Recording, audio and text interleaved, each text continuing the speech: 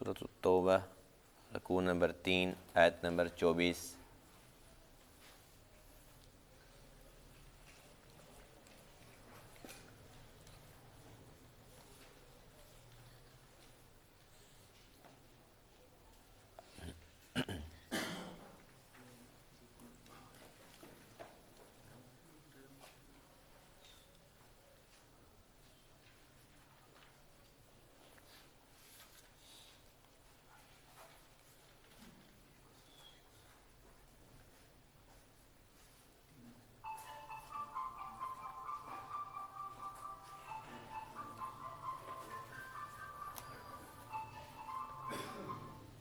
اعوذ باللہ من الشیطان الرجیم،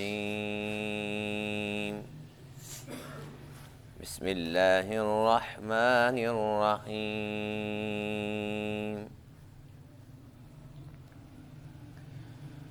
لقد نصركم الله في مواطن كثيرة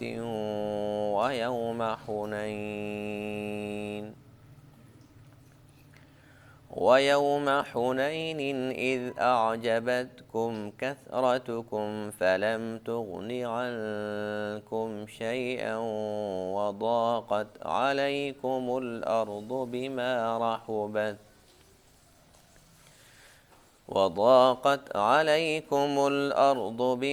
رحبت ثم وليتم مدبرين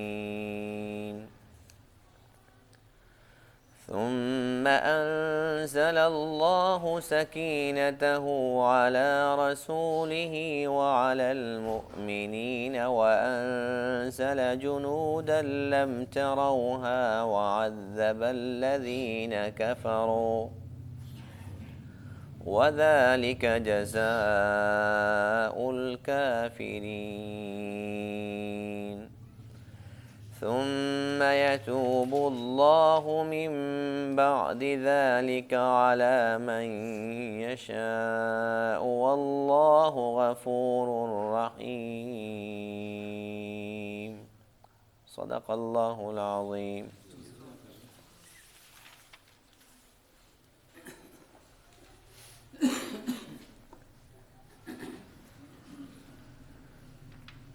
آج کے درس میں آیت کریمہ میں غزوہ حنین کا تذکرہ ہے۔ یہ وہ واحد غزوہ ہے جس میں مسلمانوں کی تعداد دشمن سے زیادہ تھی، اور اس غزوہ کے اندر چونکہ مسلمانوں کی تعداد زیادہ تھی تو اپنی تعداد کی زیادتی کی وجہ سے مسلمان مطمئن تھے کہ اب تو سوال ہی پیدا نہیں ہوتا کہ ہم اپنے دشمن کا مقابلہ نہ کر سکیں، اس کو شکست نہ دے سکیں۔ اللہ تعالیٰ کو مسلمانوں کی یہ بات پسند نہ آئی۔ اللہ فرماتے ہیں کہ تم نے یہ کیوں سوچ لیا اور خود کیوں فیصلے کر لیے کہ آج ہم زیادہ ہیں تو ہمیں فتح ملے گی؟ تم بھول گئے بدر کے اندر تم کم تھے، لیکن اللہ تعالیٰ نے اس کے باوجود تمہیں فتح عطا فرمائی، اور ہر ایک غزوے کے اندر تمہاری تعداد کم رہی ہے لیکن ہمیشہ اللہ تعالیٰ تمہارے ساتھ۔ آج تھوڑی سی تعداد بڑی ہے، یہ پہلا موقع ہے، اور اللہ کی طرف نظریں نہیں ہیں، اپنی کثرت پر نظریں ہیں۔ تو اللہ تعالیٰ نے مسلمانوں کو آزمائش میں ڈال دیا۔ صورتحال یہ پیدا ہو گئی کہ ایک دم سے جو دشمن تھا اس نے تیروں کی برسات کر دی، ہر طرف سے تیر، بڑے بہترین نشانے والے تیر انداز ان کے پاس موجود تھے، اور انہیں نہ چھپا رکھے تھے پہاڑی دروں کے اندر، نہ وہ چھپے بیٹھے تھے۔ ایک دم سے ادھر سے تیر ادھر سے تیر، تو مسلمان جو ہے نا وہ اس وقت افراتفری کا شکار ہو گئے، یہاں تک کہ اللہ کا قرآن ہمیں یہ بتلا رہا ہے کہ زمین ان پر تنگ ہو گئی، زمین کشادہ ہونے کے باوجود تنگ ہو گئی، اور مسلمان تتر بتر ہو گئے، افراتفری پھیل گئی۔ پھر اس کے بعد کیا ہوا پھر اللہ کے حبیب علیہ السلام اللہ کی طرف متوجہ ہوئے، یا اللہ جو تیرا وعدہ ہے وہ کہاں گیا؟ اے اللہ تیرے بغیر ہم کس کام کے ہیں؟ اے اللہ تو ہی ہماری مدد و نصرت فرما۔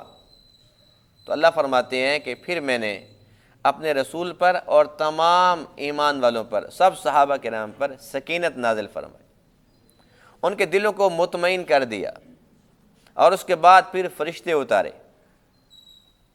اور ایک دم سے کیفیت پھر بدل گئی، اور وہ مسلمان جو ایک دم سے بھاگم بھاگ، کوئی ادھر جا رہا ہے کوئی ادھر جا رہا ہے، وہ سب کے سب جمع ہو گئے، اور مشرکین جو بڑے مطمئن تھے ان کا اطمینان غائب ہو گیا، اور مکمل شکست پھر فتح میں تبدیل ہو گئی۔ پھر جب وہ مغلوب ہو گئے تو ان مشرکین نے کافی دیر سوچ و بچار کے بعد پھر یہ فیصلہ کیا کہ بھی یہ سچے ہیں تو ہمیں بھی اسلام قبول کر لینا چاہیے۔ ان میں سے بہت سارے لوگ انہوں نے اسلام قبول کر لیا۔ تو اللہ فرماتے ہیں کہ پہلے تو وہ بڑے گناہ گار تھے، میرے نبی کے ساتھ لڑنے کے لیے آئے تھے، لیکن جب انہوں نے دل صاف کر لیا تو ہم نے ان کی توبہ قبول کر لی۔ اور یہ اللہ کا فیصلہ ہے کہ کوئی بڑے سے بڑا مجرم بھی جب اللہ کی حضور آ جاتا ہے اور ندامت کا اظہار کر دیتا ہے، اللہ تعالیٰ اس کی توبہ قبول فرما لیتے ہیں۔ لقد نصرکم اللہ، البتہ تحقیق اللہ تعالیٰ نے تمہاری مدد فرمائی، فی مواطن کثیرہ، بہت ساری جگہوں میں، ویوم حنین، اور بالخصوص حنین کے دن، اذ اعجبتکم کثرتکم، جب تمہیں تعجب میں ڈالا تمہاری کثرت نے، فلم تغنی عنکم شیئا، پھر کوئی بھی چیز تمہارے کام نہ آئی، وضاقت علیکم الارض، اور تنگ ہو گئی تم پر زمین، بما رحبت، اپنی کوشادگی کے باوجود، ثم ولیتم مدبرین، پھر تم پھرے وہاں سے، پھر تم ولیتم لوٹے، مدبرین پیٹھ پھیرنے والے تھے۔ ثم انزل اللہ سکینتہ، پھر اللہ تعالیٰ نے اپنی سکینت نازل فرمائی، علی رسولہ، اپنے رسول پر، وعلی المؤمنین، اور ایمان والوں پر، وانزل جنودا، اور ایسے لشکر اتارے، لم تروہا، جن کو تم نہیں دیکھ سکتے تھے، وعذب الذین کفروا، اور سزا دی کافر لوگوں کو، وذالک جزاء الکافرین، اور یہ بدلہ ہے کافروں کا۔ ثم یتوب اللہ من بعد ذلک علی من یشاء، پھر اللہ تعالیٰ اس کے بعد توبہ قبول کرتا ہے جس کی چاہتا ہے، واللہ غفور الرحیم، اور اللہ تعالیٰ بہت زیادہ معاف فرمانے والا، رحیم، بڑا ہی مہربان ہے۔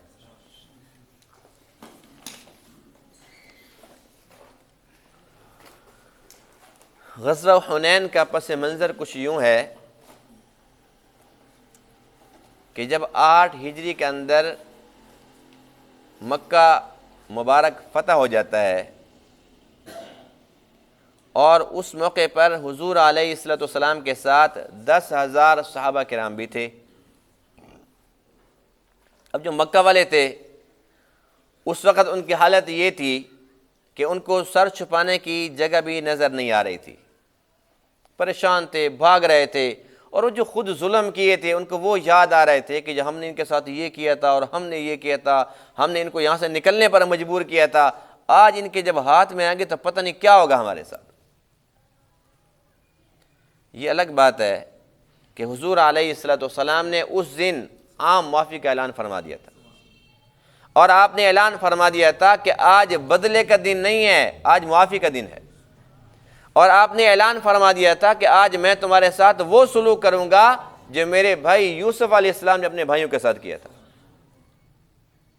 یوسف علیہ السلام کو بھائیوں نے کیا کیا تھا؟ کنویں کے اندر پھینکا تھا، لیکن جب ان کے ہاتھ میں آئے تو انہوں نے بدلہ نہیں لیا، ان کی غلطیوں کو معاف فرما دیا تھا، اور اپنے پاس پناہ دی، کھلایا پلایا، فرمایا کہ تم بھی تو میرے بھائی ہو، میں تمہارے ساتھ وہی سلوک کروں گا جو میرے بھائی یوسف نے بھائیوں کے ساتھ کیا تھا۔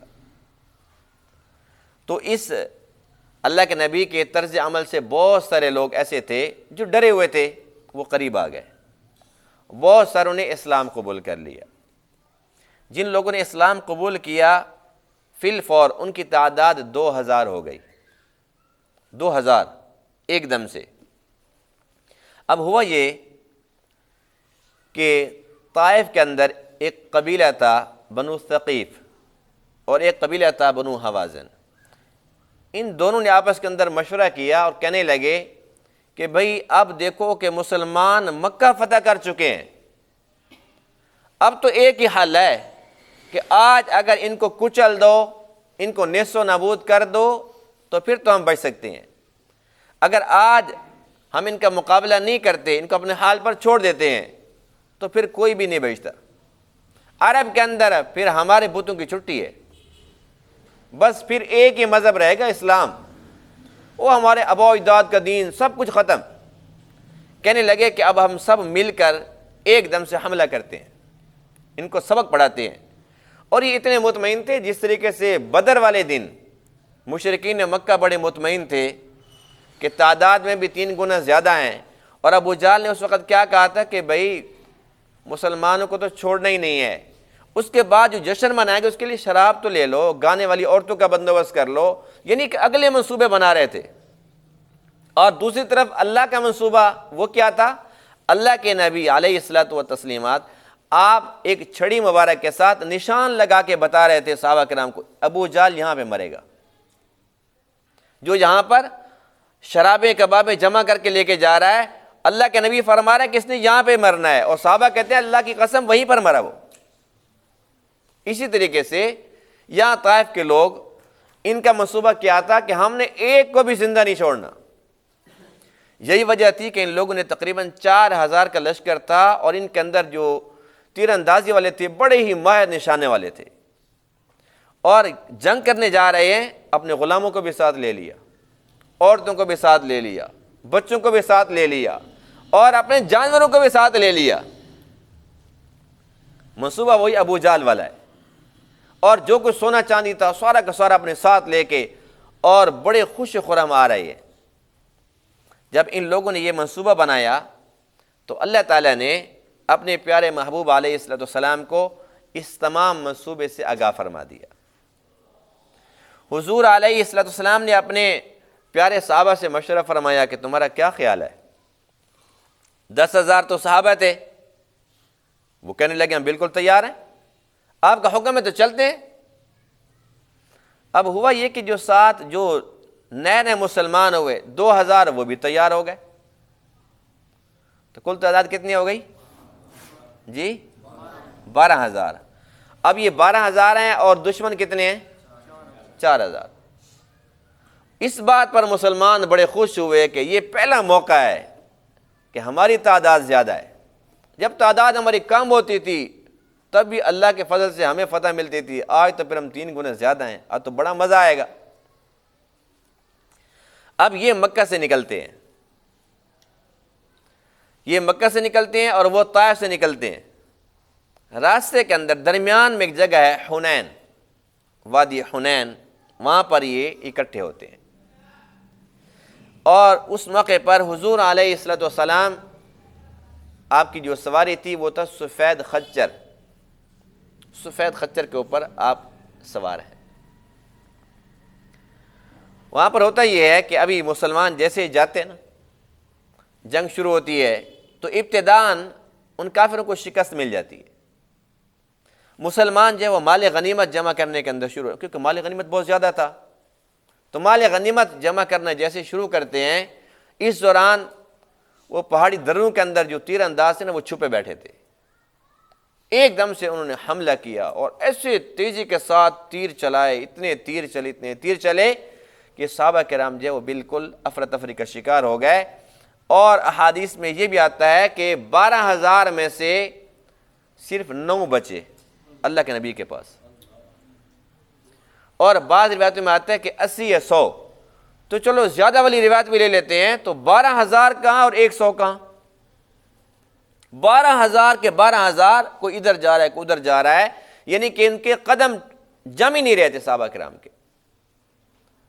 یہاں تک کہ حضرت عباس رضی اللہ تعالیٰ عنہ جو کہ اللہ کے نبی کے بالکل ساتھ ساتھ تھے، اور آپ کی نا آواز بہت اونچی تھی، یعنی کہ جب آپ بولتے تھے نا تو آواز بہت بلند آواز والے تھے، اللہ کے نبی نے حضرت عباس کو حکم دیا کہ آپ اونچی آواز سے تمام صحابہ کو بلاؤ۔ اور بلانا کیسے ہے؟ بلانے کا انداز کیا تھا؟ اللہ کے نبی کا حکم تھا کہ تم آواز لگاؤ، اے مہاجرین کہاں چلے گئے؟ اے انصار تم کہاں چلے گئے؟ اے درخت کے نیچے بیعت کرنے والے کہاں چلے گئے؟ جب یہ آواز صحابہ کرام کے کانوں کے اندر پڑی تو سارے واپس آ گئے، اور صحابہ کہتے ہیں کہ ہم حیران ہوئے۔ اس موقع پر ہم سب کے سب بھاگ رہے تھے، پریشانی کا عالم تھا، لیکن حضور علیہ الصلوۃ والسلام آگے بڑھ رہے تھے، اور یہ پہلا موقع تھا اللہ کے نبی اعلان فرما رہے تھے کہ میں اللہ کا نبی ہوں، میں اللہ کا نبی ہوں، اب چھپ نہیں رہے تھے۔ صحابہ کہتے ہیں کہ اس دن آپ کی شجاعت اور بہادری دیکھ کے ہم حیران ہو گئے، اب آگے بڑھتے چلے جا رہے۔ صحابہ کرام سب کے سب آ گئے، اور اس کے بعد پھر دوبارہ ان کافروں پر حملہ ہوا۔ تو اس موقع پر اللہ کیا فرماتے ہیں کہ تمہاری کثرت نے تمہیں تعجب میں ڈال دیا تھا، اذ اعجبتکم کثرتکم، اس کا رزلٹ کیا نکلا؟ فلم تغنی عنکم شیئا، کوئی چیز تمہارے کام نہیں آئی، کثرت تمہارے کام نہیں آئی، تمہارے پاس جو اسلحہ تھا وہ تمہارے کام نہیں آیا۔ اور یہ وہ موقع تھا کہ مسلمان باقاعدہ تیاری کے ساتھ آئے تھے، اور مکہ کے اندر صفوان بن امیہ رضی اللہ عنہ اس وقت تک مسلمان نہیں ہوئے تھے، ابھی وہ مشرک تھے۔ اللہ کے نبی نے فرمایا کہ ان سے اسلحہ خریدو، اسلحہ لے کر چلیں گے۔ پہلے تو وہ انکار کر رہا تھا، لیکن بعد میں پھر اس نے کہا ٹھیک ہے جی میں دے دیتا ہوں۔ مسلمان تعداد میں بھی زیادہ ہیں، اسلحہ بھی پاس ہے، مکمل تیاری بھی ہے، لیکن ایک چھوٹا سا خیال دل میں آ گیا کہ آج ہم زیادہ ہیں۔ اللہ تعالیٰ کو یہ بات پسند نہیں آئی کہ تمہاری توجہ اس طرف کیوں چلی گئی ہے، اس طرف کیوں نہیں گئی کہ پہلے بھی اللہ کے فضل سے فتح ملتی تھی، آج بھی اللہ کے فضل سے فتح نصیب ہوگی۔ جب حضور علیہ الصلوۃ والسلام کی اس آواز سے وہ صحابہ کرام واپس آ گئے، اس کے بعد پھر اللہ فرماتے ہیں ثم انزل اللہ سکینتہ علی رسولہ وعلی المؤمنین، کہ میں نے اپنے رسول اور ایمان والوں پر سکینت نازل فرما دی، اطمینان اور سکون ہو گیا۔ وَأَنزَلَ جُنُودًا، اور ایسے لشکر اتار دیے لم تروها، جنہیں تم دیکھ نہیں سکتے تھے، یعنی کہ اللہ تعالیٰ نے فرشتے اتار دیے۔ اس کے بعد پھر کیا ہوا؟ پھر تو مشرکین بھاگے اور ان کا بڑا نقصان ہوا، اور مسلمانوں کو فتح عطا ہو گئی۔ اور اس کے اندر جو مال غنیمت ملا وہ کتنا تھا؟ 6000 غلام اور باندیاں، 24,000 اونٹ، 24,000۔ اب مسلمانوں کی تعداد کتنی تھی؟ 12,000، اور اونٹ کتنے ملے؟ 24,000۔ آپ اندازہ لگاؤ کہ ان کو مال غنیمت میں اونٹ کتنے کتنے آئے۔ اور اس کے بعد جو بھیڑ اور بکریاں تھیں 40,000، اور جو چاندی تھی 4,000 اونس، اتنی چاندی۔ یہ سارا کا سارا جو مال غنیمت تھا، اللہ کے نبی نے اس کو تقسیم نہیں فرمایا، توقف فرمایا، انتظار کرتے رہے، ہو سکتا ہے کہ یہ لوگ آ جائیں کہ ہم اسلام قبول کرتے ہیں تو ہم ان کو واپس کر دیں گے۔ جب کافی دیر گزر گئی وہ نہیں آئے، اس کے بعد مال غنیمت تقسیم ہو گیا۔ اس کے بعد پھر ان لوگوں کو سمجھ آ گئی، یہ لوگ آ گئے اور کہنے لگے کہ ہم اسلام قبول کرتے ہیں۔ بہت سارے لوگوں نے اسلام قبول کر لیا۔ اب اللہ کے نبی فرماتے ہیں کہ دیکھو اب بات یہ کہ مال غنیمت تو میں نے تقسیم کر دی ہے، اب یہ کہ جو غلام ہیں، جو باندی ہیں، ظاہر سی بات ہے کہ وہ تو تمہارے اپنے ہیں، اگر تم چاہو تو ہم ان کو آزاد کر سکتے ہیں، لیکن مال نہیں مل سکتا۔ تو ان لوگوں نے کہا کہ ٹھیک ہے ہمیں یہ قبول ہے، ہمارے بندے دے دو، ہمیں مال کی کوئی پرواہ نہیں ہے۔ ان کے بندے ان کو واپس کر دیے گئے۔ اللہ کے نبی نے حکم دیا صحابہ کرام کو کہ جس چیز کو جو بھی غلام ملے ان کو تم دے دو، اللہ تمہیں پھر اور جگہ سے دے دے گا۔ اس طریقے سے ان کو وہ دے دیا۔ پھر اس موقع پر جو لوگ مسلمان ہوئے تو اللہ کے نبی نے ان کی بھی دل جوئی کی جو اب آئے ہیں تازہ، تو اللہ کے نبی فرماتے ہیں کہ ان کو بھی مال غنیمت میں سے کچھ دے دو۔ ان میں سے بعض لوگوں کو 100 اونٹ ملے ہیں، تو بڑے وہ خوش ہو کے چلے گئے۔ تو یہ وہ غزوہ ہے، غزوہ حنین، جس میں اللہ فرماتے ہیں کہ اس میں جو فتح ملی ہے صرف میرے فضل سے ملی ہے۔ اور ہمیشہ جب بھی فتح ملتی ہے مسلمانوں کو تو اللہ کے فضل سے ملتی ہے۔ اللہ کا قرآن یہ کہتا ہے کم من فئۃ قلیلۃ غلبت فئۃ کثیرۃ باذن اللہ، کتنی ہی کم جماعتیں ہوتی ہیں، تعداد میں تھوڑے ہوتے ہیں، لیکن اللہ بڑی جماعت پر ان کو غلبہ عطا کرتا ہے، تو اللہ اپنے فضل سے کرتا ہے۔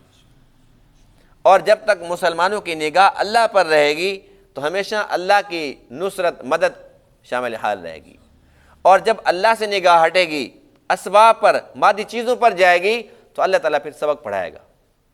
اللہ تعالیٰ تنبیہ کرتا ہے اپنے بندوں کو، اور اللہ کو حق حاصل ہے یا نہیں ہے؟ اور اس موقع پر جو اللہ فرما رہے ہیں کہ ایسے لشکر ہم نے اتارے، تو وہ لشکر جو اترے تھے وہ بعض صحابہ کرام نے دیکھے، بعض مشرکین نے بھی دیکھے۔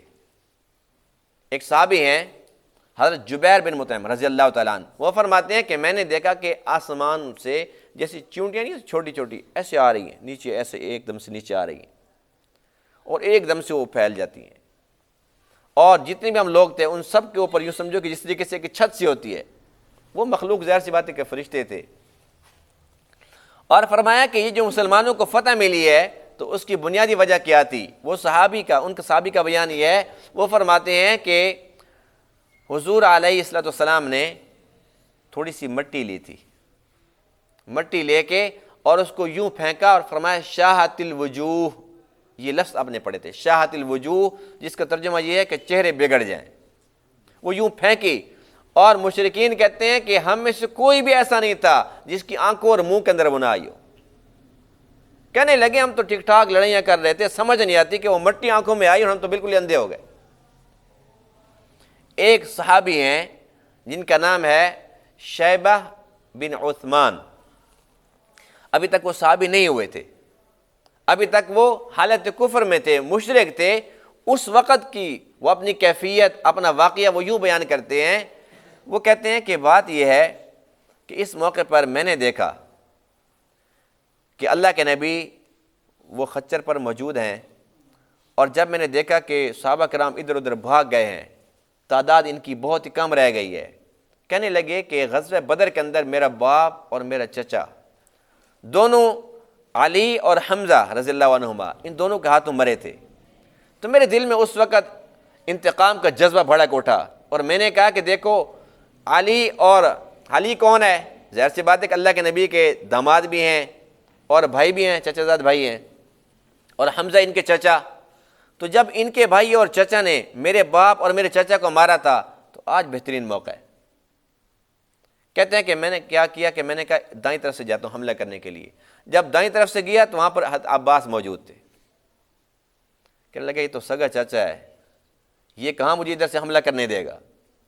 کہتے ہیں پھر میں پیچھے چلا گیا اور پھر میں بائیں طرف سے آیا، تو وہاں پر تھے ابو سفیان بن حارث، امیر معاویہ رضی اللہ عنہ کے جو والد ابو سفیان ہیں یہ وہ نہیں ہیں، یہ ابو سفیان حارث کے بیٹے ہیں۔ ابو سفیان ان کی کنیت ہے، ان کا نام تھا مغیرہ رضی اللہ تعالیٰ عنہ، اور یہ حارث کون ہے؟ عبد المطلب کے بیٹے ہیں، یعنی کہ یہ اللہ کے نبی کے چچا کے بیٹے ہیں۔ تو شیبہ بن عثمان کہتے ہیں کہ جب میں اس طرف سے آیا تو میں نے کہا یہ تو چچا زاد بھائی ہے، ادھر سے بھی کام نہیں بنتا۔ کہتے پھر میں نے کہا پیچھے سے جاتا ہوں۔ کہتے جب میں پیچھے سے گیا حملہ کرنے کے لیے تو جیسے کوئی آسمان سے آگ آتی ہے، آگ کا کوڑا وہ میرے اوپر برسنے لگا، میں ایک دم سے آنکھیں بند کر کے پیچھے بھاگ گیا۔ جب میں ہر طرف سے ناکام ہو گیا تو اللہ کے نبی نے آواز دی شیبہ ادھر آؤ۔ میں تو سوچ رہا تھا ان کو پتہ ہی نہیں ہے۔ حدیث پاک میں نے اللہ کے نبی فرماتے ہیں کہ میری خاصیت ہے کہ جیسے میں آگے دیکھتا ہوں ایسے پیچھے بھی دیکھتا ہوں، یہ اللہ کے نبی کا معجزہ ہے۔ اب جب آواز دی شیبہ ادھر آؤ، کہتے جی میں آ گیا۔ جب میں آیا ہوں تو اللہ کے نبی نے مجھے قریب کیا اور اللہ تعالیٰ سے دعا کی، اے اللہ اس سے اس کے شیطان کو دور کر دے۔ جب یہ دعا کی تو شیبہ کہتے ہیں کہ اس وقت میری جو کیفیت تھی، مجھے ایسے لگتا تھا کہ میری اپنی آنکھوں اور میرے کانوں سے زیادہ محبوب مجھے یہ اللہ کے نبی ہیں۔ اب اتنی سی بات تھی، میری کیفیت بدل چکی تھی۔ اب اللہ کے نبی فرماتے ہیں کہ جاؤ کافروں سے لڑو۔ کہنے لگے کہ ابھی تو میں انتقام لینے کے لیے آ رہا تھا، بدلے لینے کے لیے آ رہا تھا، اب مجھے حکم ملے کافروں سے لڑو۔ کہتے ہیں کہ میں لڑنے کے لیے بھی تیار ہو گیا، لیکن اس لڑائی کے اندر نہ مجھے پتہ تھا اسلام کیا ہے، اسلام کی حقیقت کیا ہے۔ ظاہر سی بات ہے کہ وہ تو میں لڑنے کے لیے آیا تھا، لیکن اللہ کا بڑا فضل ہو گیا میرے اوپر، کایا پلٹ گئی، دل کی دنیا بدل گئی۔ اب اللہ کے نبی فرماتے ہیں کافروں سے لڑو، لیکن میرا نظریہ کیا تھا؟ صرف اللہ کے نبی سے محبت اور کچھ بھی نہیں تھی۔ کہنے لگے کہ میں لڑتا رہا، اچانک میں کیا دیکھتا ہوں کہ گھوڑے ہیں اور ابلغ گھوڑے، وہ وہاں پر شریک ہیں اور وہ نظر نہیں آتے لوگوں کو، وہ آتے ہیں اور سب کے ساتھ وہ جنگ کر رہے ہیں گھوڑوں والے۔ تو اللہ کے نبی کے پاس آ جاتے ہیں شیبہ، کہتے ہیں جی میں نے تو ایسے ایسے گھوڑ سواروں کو دیکھا ہے، اس رنگ کے گھوڑے ہیں۔ اللہ کے نبی فرماتے ہیں کہ اس کا مطلب یہ ہے کہ ابھی تک تیرا دل صاف نہیں ہے۔ اللہ کے نبی فرماتے ہیں کہ وہ تو کافروں کو نظر آتے ہیں، مسلمان کو تو نظر نہیں آتے۔ اللہ نے کافروں کو مرعوب کرنے کے لیے، ان کو ڈرانے کے لیے وہ بھیج رکھے ہیں۔ اگر تجھے نظر آتے ہیں اس کا مطلب ہے کہ ابھی تک تیرے اندر کھوٹ ہے، ادھر آؤ۔ شیبہ کہتا ہے کہ جب مجھے قریب کیا، اب میرے دل پہ ایسا مارا، اور اس وقت اللہ سے یہ دعا کہ اللہ اس کو ہدایت نصیب فرما۔ دوسری مرتبہ پھر ایسے مارا، اور اس کے بعد پھر یہی دعا کی۔ تیسری مرتبہ پھر اسی طریقے سے یہ عمل دہرایا۔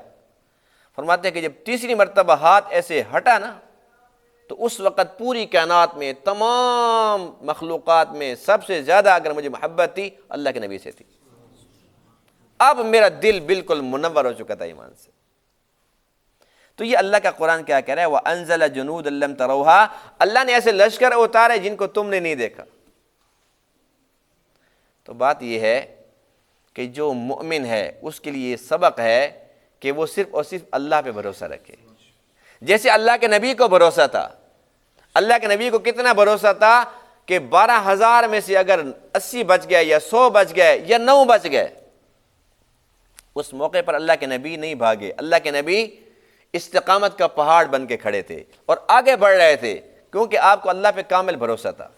آپ کو پتہ تھا کہ جب میں اللہ کا سچا نبی ہوں اور اللہ کے حکم سے یہاں پر آیا ہوں تو اللہ کی مدد ضرور میرے ساتھ ہے۔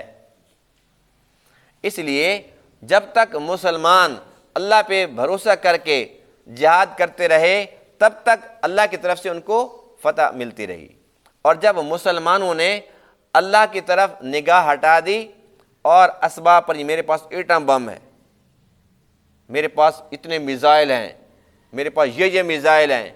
اب دیکھ لو نا کہ جب یہ ایٹم بم نہیں تھا، جب یہ حالات، یہ سب کچھ نہیں تھا، خالی تیر ہوتے تھے، تلواریں ہوتی تھی، اس دور مسلمانوں کے اندر مسلمانوں کو کتنی عزت ملتی تھی، مسلمانوں کا کتنا بڑا نام تھا، کتنا رعب تھا مسلمانوں کا۔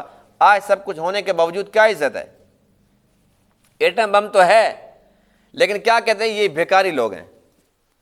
ہمارے حکمرانوں نے قرضے لے لے کے، بھیکیں مانگ مانگ کے پورے پاکستانی عوام کو بدنام کر کے رکھ دیے۔ وہ سمجھتے ہیں کہ یہ سارے ہیں ہی مانگنے والے۔ اگر انسان اللہ سے مانگتا، عزت ہوتی کہ بےزتی ہوتی؟ لیکن اللہ کی طرف تو دھیان ہی نہیں ہے، دنیا دنیا دنیا دنیا۔ اللہ فرماتا ہے کہ پھر ہو جاؤ ذلیل۔ تو اس لیے اس وقت بھی جس دور کے اندر ہم جی رہے ہیں، اگر کسی کو عزت چاہیے تو عزت اللہ کے خزانے سے ملے گی۔ یہ مادی چیزوں کے اندر عزت نہیں ہے۔ اگر مال و دولت کے اندر عزت ہوتی، ہم بچوں کا نام قارون رکھتے، کوئی رکھتا ہے؟ اگر عہدے کے اندر عزت ہوتی، ہم بچوں کا نام نمرود رکھتے، پوری دنیا کا بادشاہ آتا، کوئی رکھتا ہے؟ نہیں رکھتا نا۔ ہم بچوں کا نام بلال رکھتے ہیں، رکھتے ہیں کہ نہیں رکھتے؟ ابو ہریرہ رکھتے ہیں، جو خود فرماتے ہیں کہ میں بھوک کی وجہ سے بے ہوش ہو جایا کرتا تھا۔ یعنی کہ ان کے پاس مال و دولت یہ چیزیں نہیں تھی، ان کے پاس کامل ایمان تھا، تقوی تھا، اللہ اور اللہ کے حبیب کی محبت تھی۔ تو اس لیے آج بھی اگر کوئی چاہتا ہے کہ میں عزت والا بنوں اور میں دنیا آخرت کے اندر کامیاب ہو جاؤں، تو فارمولہ اب بھی وہی ہے کہ انسان کو اللہ کے ساتھ اپنا تعلق مضبوط کرنا ہوگا۔ جب اللہ اور اللہ کے حبیب سے سچی محبت آ جائے گی پھر دنیا کی چیزوں کی وقت ہمارے دلوں سے نکل جائے گی، اور پھر وہی عزت جو اللہ نے اپنے پیاروں کو صحابہ کرام کو عطا فرمائی تھی اللہ اس وقت بھی دینے پر قادر ہے۔ کمزور ہم ہو گئے، ہم بدل گئے، نہ اللہ بدلا ہے نہ اللہ کے قانون بدلے ہیں۔ اللہ کے قانون ضابطے آج بھی وہی ہیں۔ اگر آج ہم مسلمان 100% ہو جائیں تو اللہ کا اٹل فیصلہ ہے، سنلقی فی قلوب الذین کفروا الرعب، کہ میں کافروں کے دلوں کے اندر تمہارا رعب ڈال دوں گا۔ تمہارے ہاتھ میں کچھ بھی نہیں ہوگا، اسلحے کی ضرورت بھی نہیں ہے، تمہارے نام سے وہ کانپیں گے، ڈریں گے وہ۔ تو یہ جذبہ کیسے آئے گا؟ جب ہم قرآن پڑھیں گے، قرآن کو سمجھیں گے، پھر پتہ چلے گا کہ ہم نے کرنا کیا ہے، پھر پتہ چلے گا کہ اللہ کی چاہت کیا ہے، اللہ اور اللہ کے رسول کے احکامات ہمارے لیے کیا ہیں۔ تو اللہ تعالیٰ سے ہم دعا کرتے ہیں کہ اللہ تعالیٰ میں قرآن کی سمجھ مجھے عطا فرمائے، جو کچھ کہا سنا اللہ تعالیٰ اس کو سمجھنے عمل کرنے کی توفیق عطا فرمائے۔ وآخر دعوانا الحمد للہ رب العالمین۔